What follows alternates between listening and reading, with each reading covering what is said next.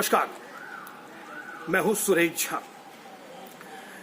वैसे तो हमारे संविधान में राष्ट्रपति की अपनी एक अहम भूमिका होती है। राष्ट्रपति का पद सर्वोच्च पद माना जाता है, लेकिन राष्ट्रपति की शक्तियां क्या है? क्या राष्ट्रपति सिर्फ स्तंभ मात्र होता है? जो भी सत्ता में सरकार होती है वो अपने पसंद का राष्ट्रपति आखिर क्यों चुनती है? सरकार की अपनी क्या शक्तियां जो होती हैं और राष्ट्रपति की जो शक्तियां होती हैं उनमें कितना फर्क होता है? क्या राष्ट्रपति अपने विवेक से कोई काम कर सकता है? क्या राष्ट्रपति चाहे तो कोई ऐसा बिल हो जिसको लौटा सकता है, जिस पर उसको शंका होगी?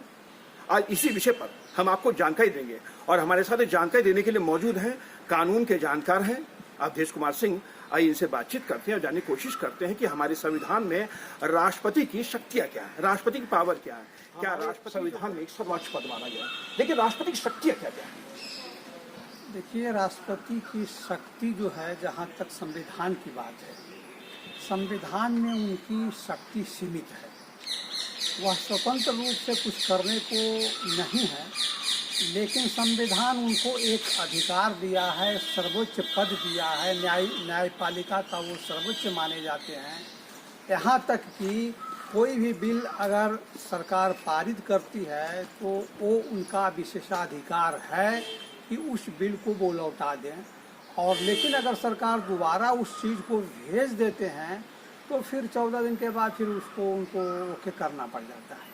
तो उनका अधिकार बहुत सीमित है। हमारे संविधान निर्माता ने जो गलतियां कुछ की है, जिसके चलते एक 72-75 बरस होते होते लगभग 100 कितने संविधान संशोधन करने पड़ गए।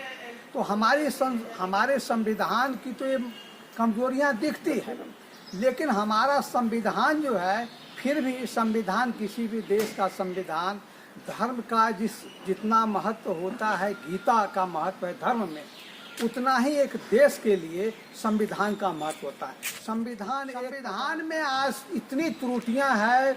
जवाहरलाल नेहरू हुआ ऐसा कि देश स्वतंत्र हुआ और 4 या 5 महीने के अंदर महात्मा गांधी की हत्या हो गई।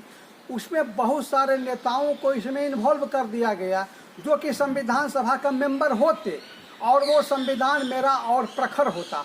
लेकिन हुआ क्या कि नेताओं को इन्होंने अंदर कर दिया और अपना मनचाहा जवाहरलाल नेहरू ने संविधान को इतना लचीला, 14 आर्टिकल में कहते हैं सब लोगों को समानता का अधिकार है। राष्ट्रपति की तो राष्ट्रपति का तो अधिकार संविधान ही ने दिया है। अच्छा। अगर मेरा संविधान कमजोर है तो राष्ट्रपति कमजोर है, अगर हमारा संविधान मजबूत है तो राष्ट्रपति भी हमारे मजबूत हैं। लेकिन संविधान की त्रुटियों की वजह से सब कुछ हुआ है। मैं इतना कह सकता हूं कि राष्ट्रपति को कोई ज्यादा विशेषाधिकार हमारे संविधान ने नहीं दिया है। एक कमजोर, एक लचीला अधिकार दिया है, जो कि कभी कभी उनकी अधिकार की उपयोगिता देखने को मिलती है। राष्ट्रपति कब अपने जो शक्ति है राष्ट्रपति के पास, वो कब अपनी शक्तियों का इस्तेमाल कर सकते, जिस पर सरकार का कोई भी नियंत्रण ना हो, सरकार का कोई दबाव ना हो उनके ऊपर? हाँ, ऐसा हुआ है। ऐसा कब हुआ? जब नरसिंह राव के चुनाव पीरियड समाप्त हुआ 95 में और चुनाव हुआ, एक हंग सरकार बनने की स्थिति आ गई।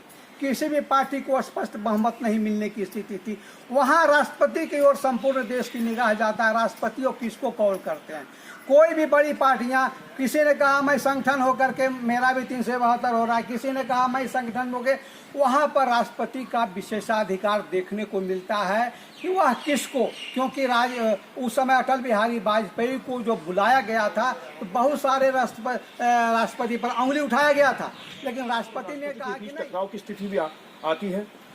ऐसा हुआ है इस देश में बहुत सारा। ज़्यादातर तो यही हुआ है कि जो संसदीय शासन प्रणाली जो हमारे संविधान में बनाई गई है, संसद को ही विशेषाधिकार दिया गया है। प्रधानमंत्री ही लगभग अपनी ही पार्टी के लोगों को राष्ट्रपति बनाते हैं, और उस राष्ट्रपति पद का दुरुपयोग हमारे संविधान में हुआ है। 1974-75 में जो आपातकालीन स्थिति लगाई गई थी, उसमें क्या हुआ? इंदिरा गांधी ने पहले, सुनते हैं जैसा कि पेपर में हमेशा आता है, कि पहले राष्ट्रपति से दस्तखत करवाने आपातकाल के लिए, और दूसरे दिन सुबह में 6 बजे मंत्रिमंडल का मंत्रिमंडल की बैठक बुलाई गई और उसमें सारा बात पारित की गई। तो इस तरह का देखने को मिलता है कि राष्ट्रपति के पद का भी जो संसदीय शासन प्रणाली के चलते संसद के जो उच्च पद होते हैं वो उसका यानी हमारे संविधान में ही राष्ट्रपति के पद को एक सर्वोच्च पद दिया गया, लेकिन जो शक्तियां देनी चाहिए राष्ट्रपति को, जो उनको पावर देनी चाहिए, तो शायद संविधान के अंदर उनको दूर रखा गया। इसीलिए तो आज इस देश की हालात है, हम संसदीय शासन प्रणाली से और बहुदलीय शासन प्रणाली, हमारे संविधान में दो बहुत बड़ी है, तो बहुत सारी कमजोरियां, लेकिन ये दो बहुत बड़ी कमजोरियां हैं, संसदीय शासन प्रणाली और बहुदलीय शासन प्रणाली। आज क्या है, आज तमिलनाडु से लेकर के चले जाइए जम्मू कश्मीर में हर स्टेट में क्षेत्रीय पार्टियां उभर गई है। हमारे जो संविधान निर्माता थे उनकी दूरदृष्टि पर मैं प्रश्न चिन्ह उठाता हूँ, उनकी दूरदृष्टि नहीं थी। हम संसदीय शासन प्रणाली से और हम बहुदलीय शासन प्रणाली से हम अपने देश को स्वतंत्र नहीं रख सकते हैं, यही मेरा कहना है इसका। चलिए सर, आपका बहुत बहुत धन्यवाद। ये थे कानून के जानकार अवधेश कुमार सिंह जो हमारे साथ बातचीत कर रहे थे। हमारे संविधान में राष्ट्रपति का पद जो है सर्वोच्च पद होता है, लेकिन सर्वोच्च पद तो अच्छा है, लेकिन राष्ट्रपति शक्तियां भी सीमित कर रखी है। ये दोष है हमारे संविधान का, ये हमारे दोष है संविधान बनाने वालों का। 70 साल पहले जो हमारे संविधान में जो राष्ट्रपति को जो शक्तियां देनी चाहिए थी उस संविधान के अंदर तो देना बहुत जरूरी था, लेकिन कहीं ना कहीं उस संविधान के साथ खिलवाड़ किया गया और आज वही नतीजा है कि आज राष्ट्रपति का पद जो है एक ऐसा पद बन गया कि जो भी सरकार सत्ता में, जो भी सरकार केंद्र में होगी, राष्ट्रपति भी उसी सरकार का होगा। तो ये कहीं ना कहीं इस पर एक बार जरूर सरकार को या सियासतदारों को अपने गिरबान में झांकने की ओर प्रेरित जरूर करता है। कैमरा पर्सन राजेश के साथ सुरेश न्यूज।